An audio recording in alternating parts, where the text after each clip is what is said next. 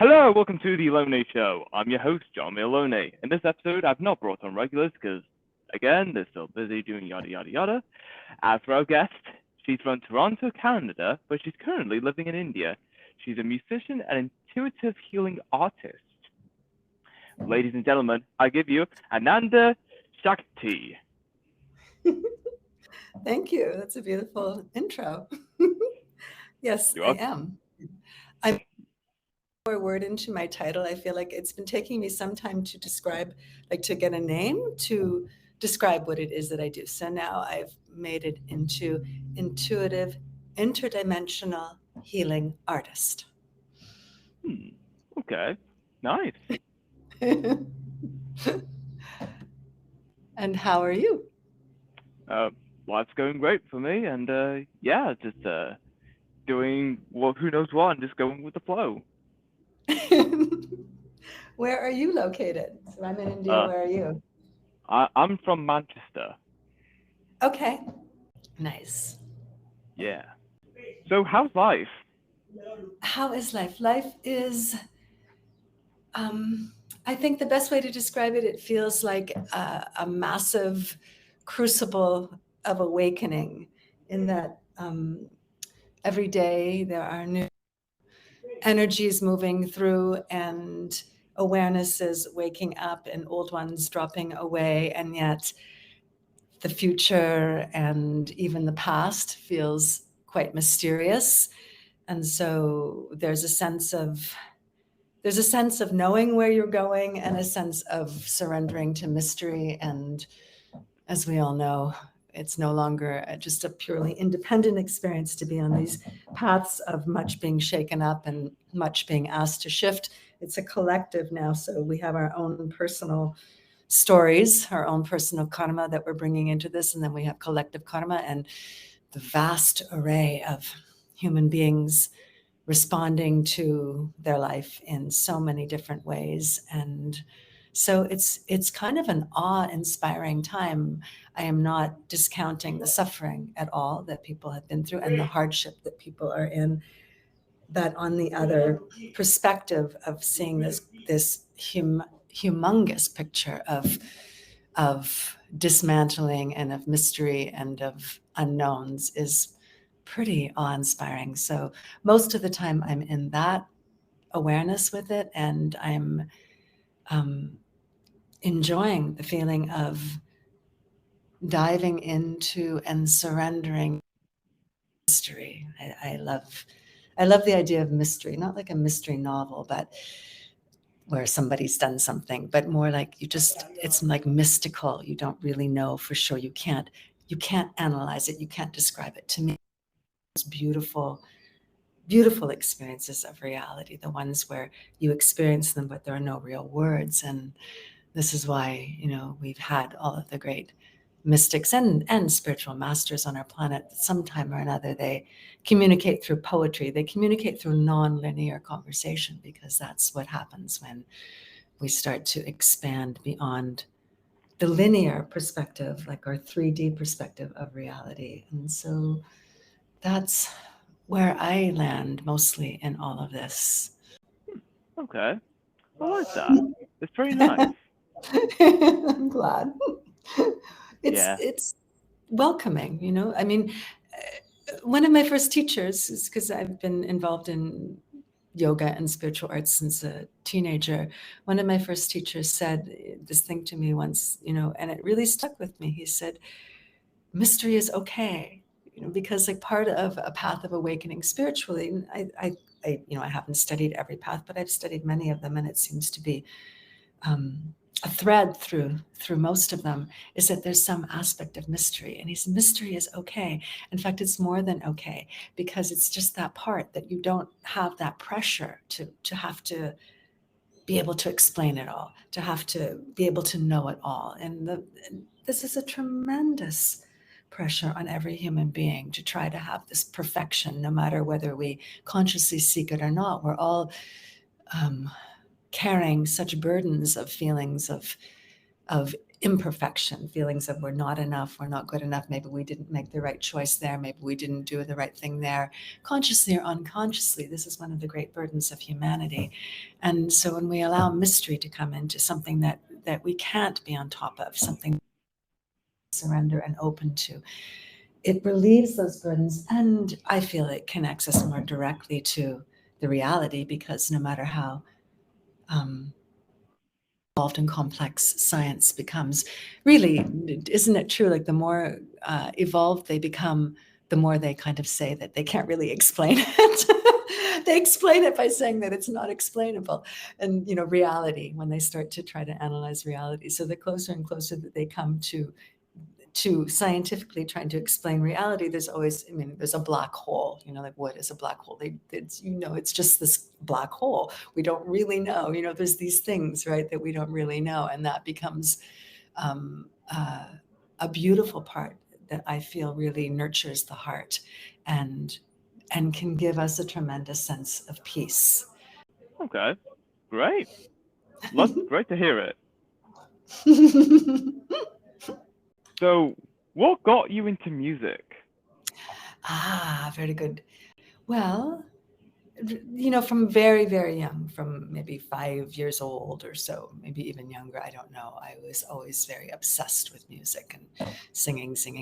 And once I got old enough to join choirs, joining every choir, it didn't matter. I would join all the church choirs, even though I actually didn't have any church that I was affiliated to. I would be in all the choirs. I would, be in the school choirs and all of those things. And so I was really drawn to it as, to me, it was, first of all, a very beautiful expression of finding potency within myself, finding something beautiful and something potent and powerful, like this voice that could come, and it felt like it had power, and it had and its beauty was, I'm not talking about the quality of the singing. The beauty was just the ability and the reality of being able to connect to melody that I loved. And to me, melody was just the most soothing kind of experience. And then I discovered as well that, if I sang as a child, like everybody would want to sing. That when anybody sings, so it wasn't just me, when anybody sings, you want to join in. And so it was this place that created a union. And for me, at a young age, I really did feel a pain of people being disconnected. And I didn't have a traumatic family life. It wasn't like, things were up in a lot about, but I could still feel like, oh, there was just always this normal kind of egoic power struggles going on, where there could be one flow that could take everybody beautifully, let's all go and do this. But then there'd be, no, I want this, I want that, I want this, I want that. That would just stop this oneness. And yet when the music would come, everybody would be there, everybody would sing, everybody would dance. I had quite a musical family, in that, not in any kind of way professional, but that really enjoyed to sing and dance together, really enjoyed it.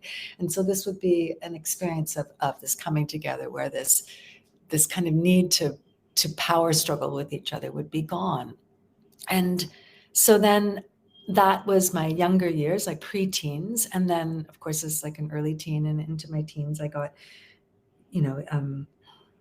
obsessed and entranced by the rock stars of the time, and that became like my main focus. I was like just like mono focused on what it was that they were doing and what they were bringing, and I could listen to the same song like over and over and over and over and over and over and over again, because it was touching such deep emotional places. And so I had always this desire to see if I could do this. And then as a teenager, I just very magically connected up with the right people. And the first band that was formed was an all-girl punk band. And we actually didn't even know how to play our instruments. Like, we formed the band, it was really one of those stories, right? Like one of those where we formed the band, we had a name, we even had a gig, and we still didn't know how to play yet. but we had the spirit, and so much was about the spirit. And luckily at that point, I was not the first singer, I was the second singer. So, and originally I was the guitar player and the backup singer. But our very first singer was actually a professional singer that had been singing since she was jingles, since like commercials, since she was a little girl. So we had that going for us. So we had one person that could actually, play their instrument quite well. And the rest of us were like cling, cling, cling with bleeding fingers, trying to learn how to change from one chord to the next. And then it just went from there. We were super dedicated. Like, oh my God, we would rehearse for like 12 hours a day. Like we would try so hard. And we were likable. People really liked us. We had fun-loving attitude. We really, that we were not serious. We were serious, but we were not serious, in that kind of a way, because we knew it. This was very lucky for us. We were doing something that was more of an idea. We didn't have the musical skills really to back it up, but we had an idea. And so we just worked really hard with all that, and people really, really liked us. And so we got a lot of breaks, I think, because of that, where people they really appreciated our enthusiasm and what we were trying to do. And we weren't bad at what we were doing. Once we could figure out how to play our instruments, we were good at what we were doing. So that was how we got into all of that. Wow, incredible. Yeah, it's really one of those kind of movie stories, where it's like those dream stories you just have, and it did work, and we were fortunate that way. Absolutely. So, have you performed any have you ever performed in live concerts recently? Recently, well, not during lockdown for sure, and then well, I mean, I've done what we call kirtan. Are you familiar with this word, kirtan? I don't think so. Okay, so I'll explain what that is. So in the Eastern, like the yogic Eastern path, we have this word called kirtan, which means it's call and response. So it's a musical performance where it's call and response, and you're chanting the names of the different deities, the different gods, and melodically, and sometimes there's other words, but you sing something, then the audience sings it back, the same thing back and forth, back and forth, back and forth. And it creates quite a powerful energy, right? Because everybody's engaging together in this way, and it gets quite raucous, actually, really, really, really super high energy. It builds. It usually starts off quite slow and quiet, and by the end of it, it's in this ecstatic kind of state. So that I've done a few times while being here in India. And prior to that, then with my band, Love Power, the band, and the rest of the members for Love Power are in Canada right now. Our last gigs were in Canada before I left in 2019, and then everything that happened since then. So we haven't had a gig together since then, but we will have something this coming up summer when I go back to Canada. Okay, great. That's lovely. Yeah, I'm really looking forward to it. Everybody has grown so much, and our music that's been released now, Love Is Where You Are, is our CD. Fantastic reviews. And the thing that it's really fulfilling because it's very eclectic in its nature. And some of the songs, let me see how many, 1, 2, 3 songs. 3? Is it 3? 1, 2, 2 songs. No, 3 songs. 3 songs from the CD, which only has 5 songs, are not in English. One of them is in Hindi, and 2 of them are in Sanskrit. But which I sing in, but I don't speak these languages, but I do sing in them. And but the thing about these languages is that they're vibrational languages. They're different than English. English is what we call a conceptual language, where we look at something and we describe it from the outside, whereas Sanskrit is called a or vibrational language, where the yogis in great states of meditation would have these sounds come out of their body to express something. So for instance, the name of one of the Indian deities is Shiva, but it's not a label that we would put on him like, oh, that's his label. It actually, in that sound, Shiva, is the essence of Shiva. Like as you say the sound Shiva, if you pay attention to the vibration of the sound, how it feels in the mouth, how it feels in the body, what it does to the mind, eventually, like it really starts to shift the perceptions of the mind, especially with this particular name, Shiva, because Shiva is the god that represents the third eye, the omnipresent eye that's all seeing, that sees beyond all of the theater that we go through all the time. And so as you repeat this name, you're invoking the actual vibration of the deity. So it's different than something that is spoken. It's different than a labeling. It's an invocational language. And so when somebody sings in Sanskrit, for instance, even if you have no idea what they're saying, if you listen to it, you will feel shifted by the energy, because it just shifts your energy. That's what it does. And it creates what we call vibrational healing, that it allows one to start to drop the baggage, excuse me, what we call karmic baggage. So the stories that people, not karma like, karma is understood in a number of different ways.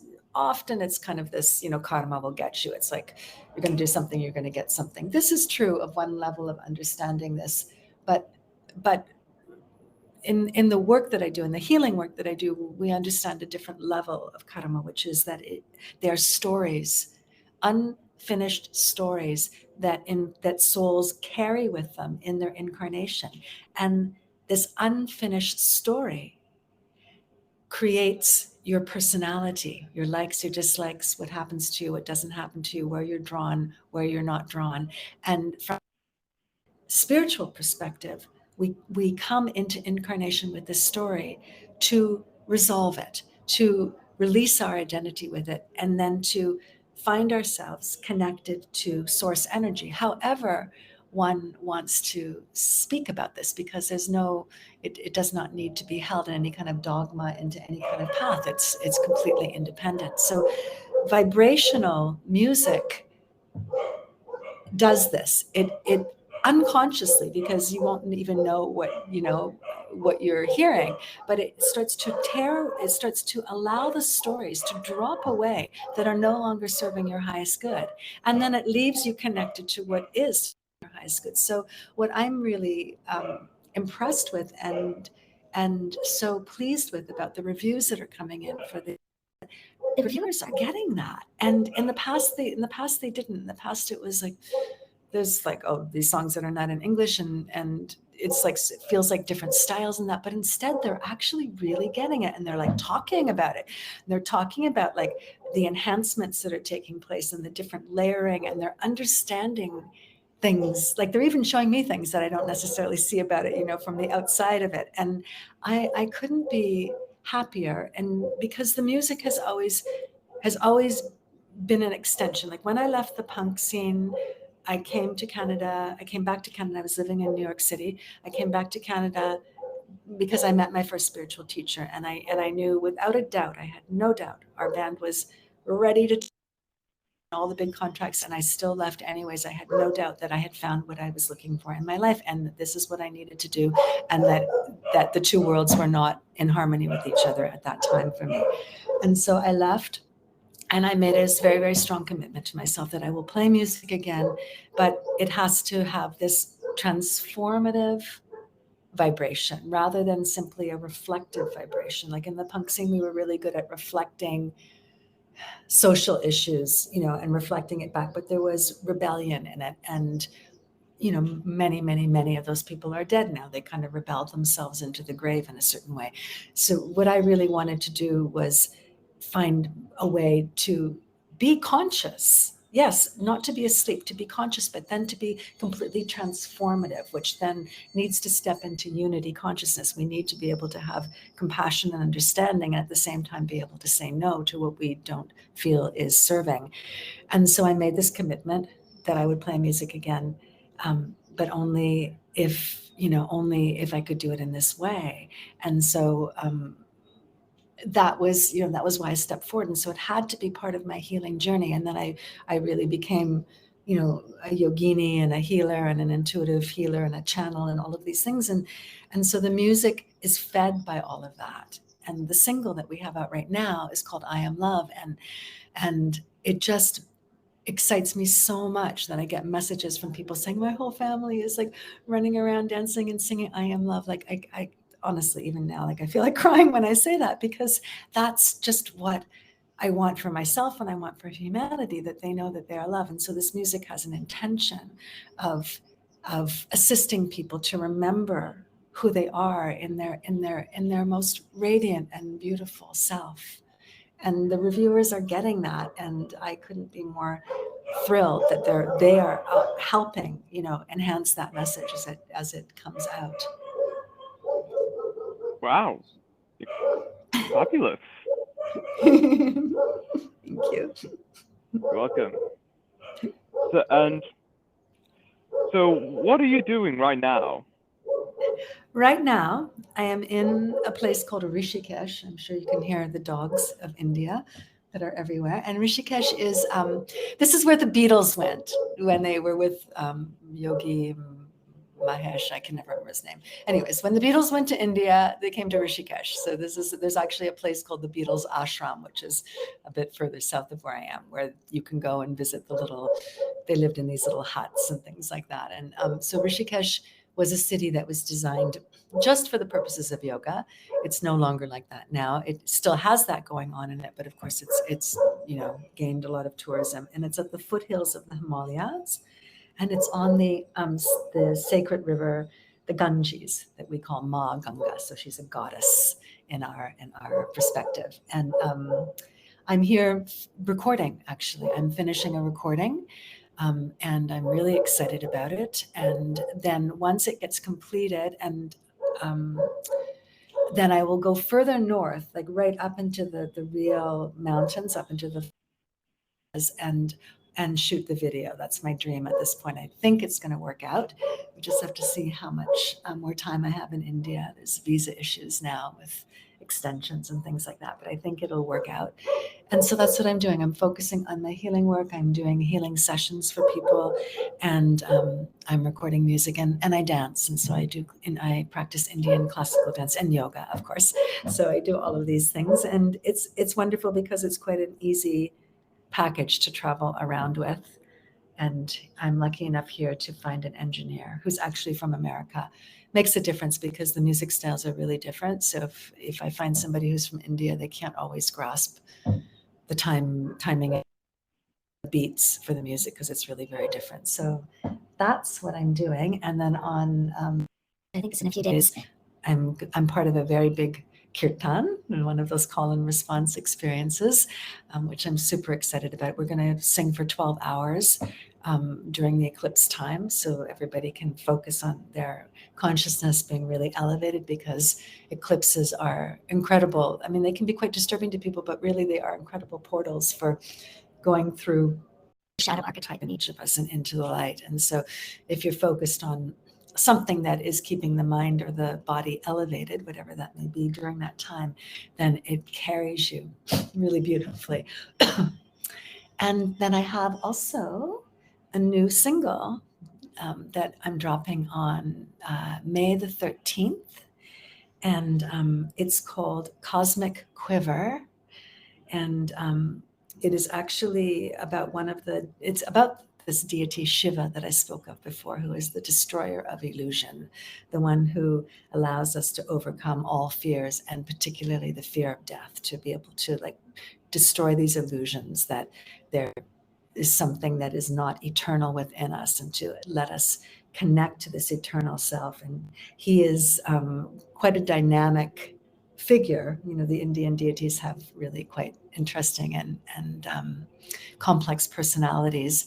He likes to stay in absolute stillness and meditate on the top of the mountains for 40,000 years. He'll go into states of meditation where just absolute stillness. But then he dances this dance called the Tandava. And the Tandava is this incredible fiery dance, and it dances creation into existence, and it also dances creation out of existence. So he represents both things, this absolute stillness and this dance. So as an Indian dancer, we always are giving praise to Lord Shiva, because he is inspiring our dance to be can invoke that level of energy, that we're bringing that creative source to the surface and presenting that for people to, to inspire people to connect to that within themselves. Great. Fabulous. So, where do you see yourself 20 years from now? Good question. I see myself 20 years from now having some kind of, before 20 years, but still existing in 20 years, some kind of intuitive, interdimensional arts center where people come, healing center, where people come for transformation of consciousness using the spiritual and the art and the arts, using both of these things, using healing art and just the arts in general, and that it is a center that welcomes the evolution of consciousness and people recreating themselves. Because if I go back to what I was saying before, if we are actually stories, and as far as I can understand in my perception, it is true, what we experience as ourself is a story, and it can be rewritten and redesigned, remolded, repainted, however you want to see it. And it's a beautiful experience.